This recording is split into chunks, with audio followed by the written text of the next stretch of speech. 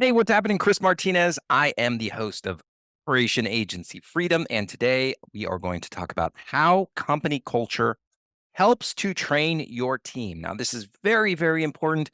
If you're a marketing agency owner and your agency is growing fast, then you're going to need to start hiring people. And hiring the wrong people can cost you hundreds of thousands of dollars a year, if not millions of dollars a year. I know this from personal experience because, like most of you, we've had bad hires, which I take full responsibility for. But in the end, like you guys are going to need a framework for hiring people and then training them. And your company culture has a big influence on how you should train your team members, not only on the technical side, but also because there is a standard that we hold people to in terms of ethics and how we treat each other. And so you need to rely on your company culture to basically define that standard for you. So if you're a marketing agency owner and you're growing and you're hiring and you want to figure out a way to train people better, have them get ramped up a lot faster, and ultimately how to use your core values to guide you in the training framework that you use, then this is definitely the episode for you. So with that being said, let's head over and let's listen to some good stuff.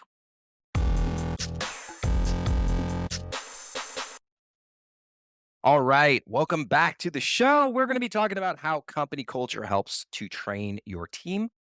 And I should say, actually, as a side note, how a lack of company culture can also help to not train your team members. So let's just talk about company culture and what that typically means. So it is not the ping pong table, it is not the happy hours, it is not unlimited PTO. That does not define company culture. Those are kind of like perks, but that is not company culture. And unfortunately, I think because of like the tech boom or whatever you see on social media or the news, people kind of think that that is company culture. It's not. Company culture is essentially the standard of values that we hold collectively as a team. In spite of our different upbringings and backgrounds, we still share these same values, right? And the way that, or one of the ways that we reflect that company culture is through our core values. Now, if you don't have core values, these are not things that you can just write up and then like launch them. There is a very thorough process that you need to properly create your company core values, and it involves including your team members and like doing some surveys and some activities, and then basically refining them. And so it takes a long time to get your core values, but essentially, once you have those built out, now we have like a code of ethics or a standard or like, our company bill of rights, if you will, and that basically lists out these are the things that we believe. And this is why that's important to us. And this is what it essentially means to, to all of us. And then when you're hiring and training people, you basically make sure that the folks that you're bringing on already align with those core values. So like, let's just make one up. Let's say your core value that's really, really important to the company, and it's part of what defines your company culture, is that we always show up on time, right? Like we always show up on time. I heard this, I knew this Marine, retired Marine, and he said that his motto was that he said early was on time was late, and late was fired, right? Which I love. And I still tell that story all the time. So let's say that being on time is one of your core values. Now, it's not necessarily the most sexy core value, but I think it's like pretty valid, like especially in an industry where everybody is always late. If you're already always on time because that is a reflection of your respect for the person that you're meeting with, I think it could be an amazing core value. So, anyways, I digress. So let's say your core value is that we're always on time, right? So when you're in the hiring process, if that candidate is late, well, then guess what? Like, they're not going to be a good fit because we need to make sure that they already have this core value in place. If they're not showing up on time, then that's usually a bad sign. What we would typically want to see is that if the meeting is at 10 a.m., by 9:55, they're in the waiting room. Like we want, because we all get those notifications when somebody's in the waiting room. That is an example, right? Early is on time is late, late is fired, right? So If the person makes it through the hiring process and you end up hiring them, well, guess what? We do have to reinforce the core value. And in this case, it would be we're always on time. And so you would need to train around that. So you could give them exercises on time blocking and using your calendar and what we expect you to do prior to a call, like research like that.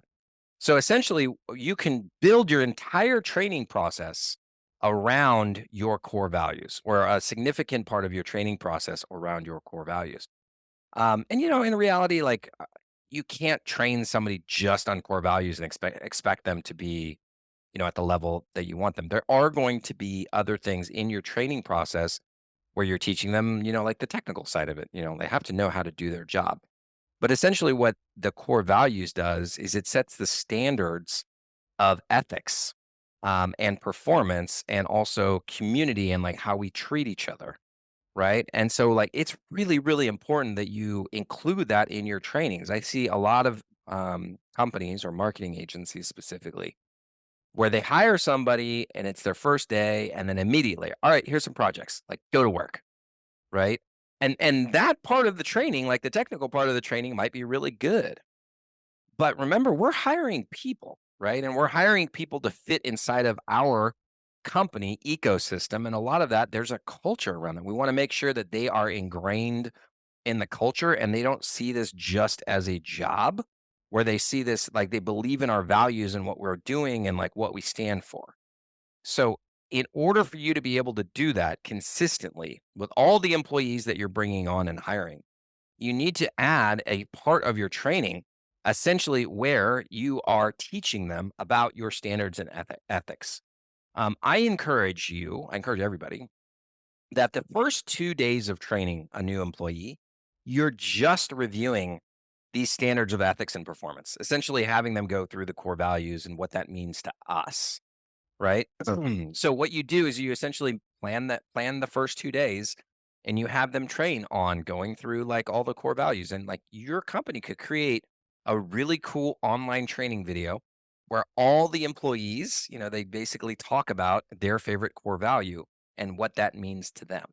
And then after that candidate is or this new hire is watched 1 to 2 hours of those videos, now they learn about the core values. They have to memorize them. Maybe there's like a test, and then they have to write up something or record another video that it talks about their favorite core value.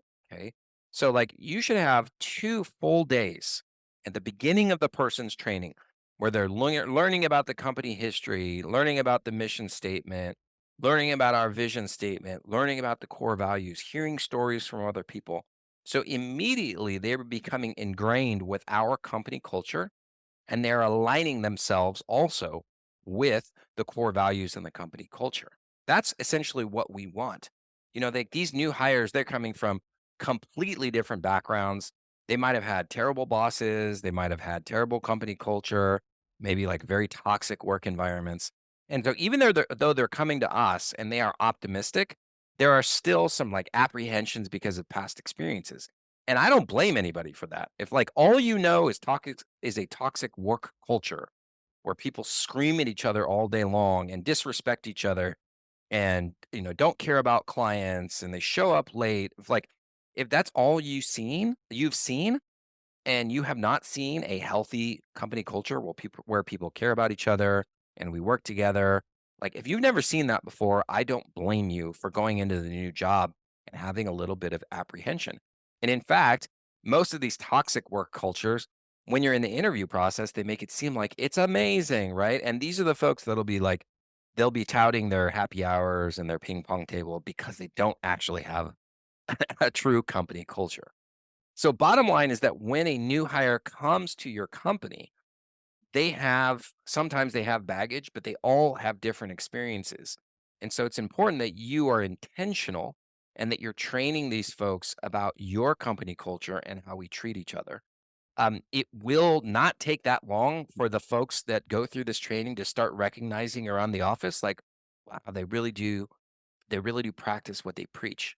And this is pretty cool, right? Like, I want to be a part of this company. I'm going to give more of myself because I believe in what we're doing.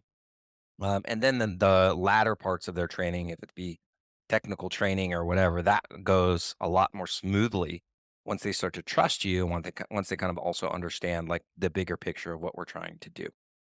So, the next thing that I want to talk about is just essentially like making sure that there's open communication when it comes to training folks and making sure that they're in they are what's the word I'm looking for? Making sure that they are embracing your company culture.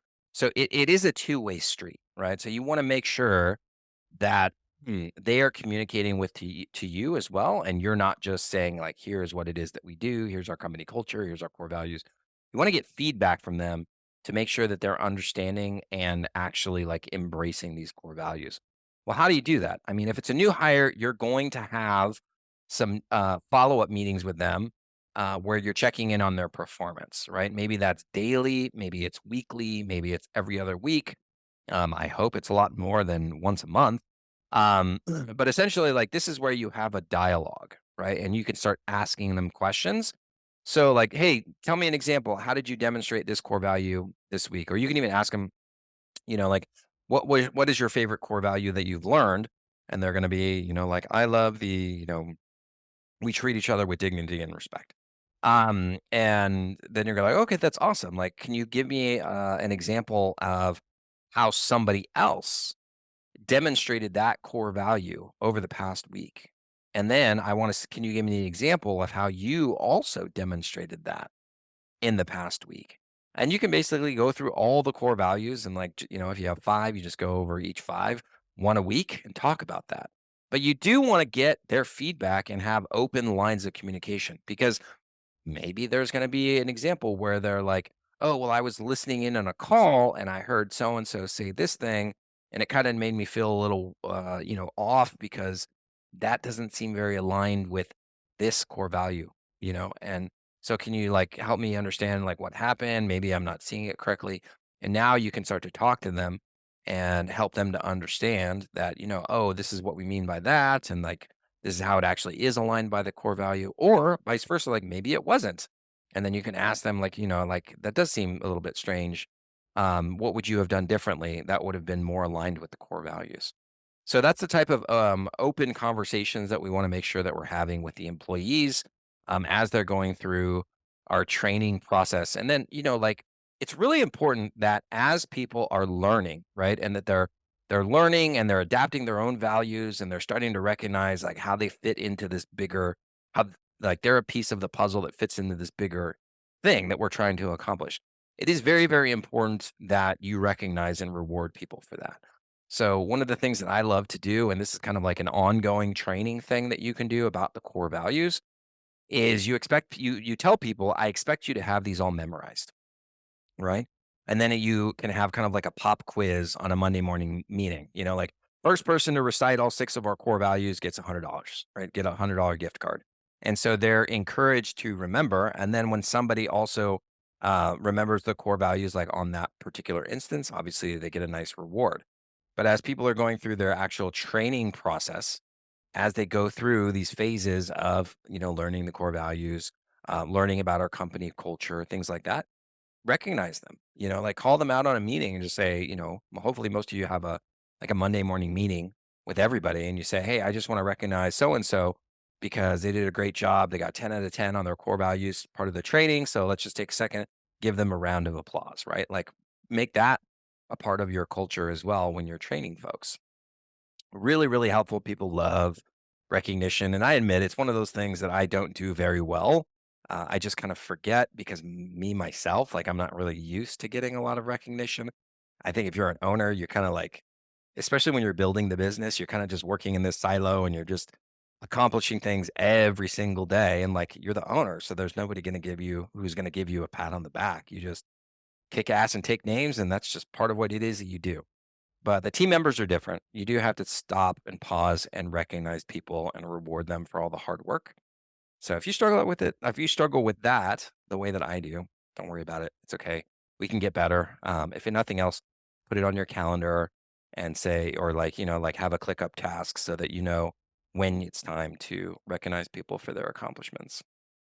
Um, and then the last thing that I would say when it comes to training and company culture and core values is talk about real world examples, right? Like talk about examples of how a team member looked at our company culture and our core values, and they made a very, very important decision, and it turned out to be the right decision, right? Like talk about those examples of people using the company culture, what they know of our company culture, and how that impacted the business in a positive way, right? So, like, you talking about what people should do is helpful, but you talking about what people actually did and how they listened to the should do's and what that meant to the company, that's like crazy powerful. Everybody will start to be like shaking their heads and they'll be like, wow, like what we're teaching and like living up to is actually working. And then it creates this snowball effect where like everybody else wants to start doing that too. And then it continues and continues all throughout every department in the company. So it's really, really cool. So, with that being said, that's ultimately the lesson for today on how company culture can help you to train your team. Now, if you're listening to this and you have some questions about ways that you can improve your own training, or maybe you don't have a training program in place and you want some best practices, I highly recommend that you go over to our website, dudeagency.io, poke around, look on the blog posts, look on we have a resources page where we have lots of training that you can use. I do believe we have some ebooks that you can download on how to create a training program. So, with that in mind, check out the website if you have questions. You can also reach out to me. I'm pretty easy to get a hold of. Hit me up on like Instagram usually. You can email me too. But if you have any questions and you want an actual answer from me, feel free to reach out. Other than that, I'm done for today. So enjoy. I hope you enjoyed this episode, and I will see you on the next one. Hey, thank you for listening. And if you enjoyed this episode, it would mean so much to me if you would subscribe to the podcast and also share it with friends, family, and basically anyone you know who will find the same value in this episode as you do.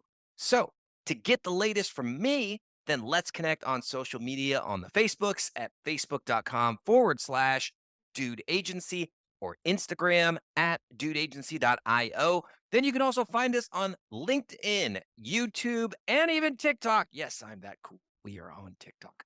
Finally, go to our website at dudeagency.io, where you can see all of our other episodes of Operation Agency Freedom. Register for live trainings on how to run a highly profitable agency, and you can see exactly how we help marketing agencies fix their operations and scale to 8 figures and beyond. Thanks again for listening, and I will see you next time.